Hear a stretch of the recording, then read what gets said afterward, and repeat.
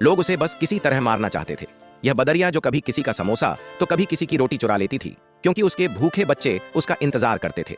एक दिन बदरिया किसी के घर से संतरा चुरा लेती है। तभी यह आदमी बदरिया को पकड़कर उबलते हुए तेल में डाल देता है। बदरिया बेचारी तड़पते हुए भागती है। इधर बदरिया का पति किसी की परवाह नहीं करता था। बदरिया जो चुरा कर लाती वो खा लेता और बस दिन भर सिगरेट पीता रहता था। लेकिन आज बदरिया कुछ चुरा नहीं पाई तो बदरिया का पति उसको बुरी तरह मारता है और फिर खौलता हुआ गर्म पानी डाल देता है। बदरिया बेचारी बिलबिला जाती है। इधर बच्चे यह सब देखकर बहुत रो रहे थे तो बदरिया बच्चों को अपनी छाती से लगाकर सुला देती है और फिर वह रात भर रोती है, क्योंकि उसके बच्चे आज भूखे सो गए। और सुबह होते ही बदरिया फिर खाना लेने जाती है। तभी उसका सिगरेट बाज पति उसके एक बच्चा को बाजार ले जाकर मांस की दुकान पर बेच देता है। इधर जब बदरिया घर आती है तो एक बच्चा कम देखकर घबरा जाती है। बच्चे रोते हुए माँ को सब बता देते हैं। माँ दौड़ते हुए मांस की दुकान पर आती है, लेकिन बच्चा अब नहीं था। माँ फूट फूट कर रोती है और अपने बाकी बच्चों को लेकर जंगल चली जाती है और फिर एक नदी के किनारे घर बनाती है। बच्चे भूख से बिलबिला रहे थे तो माँ खाना लेने चली जाती है।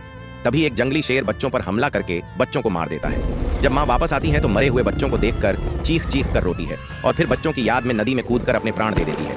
लेकिन आपने फिर भी इस माँ के लिए लाइक और सब्सक्राइब नहीं किया।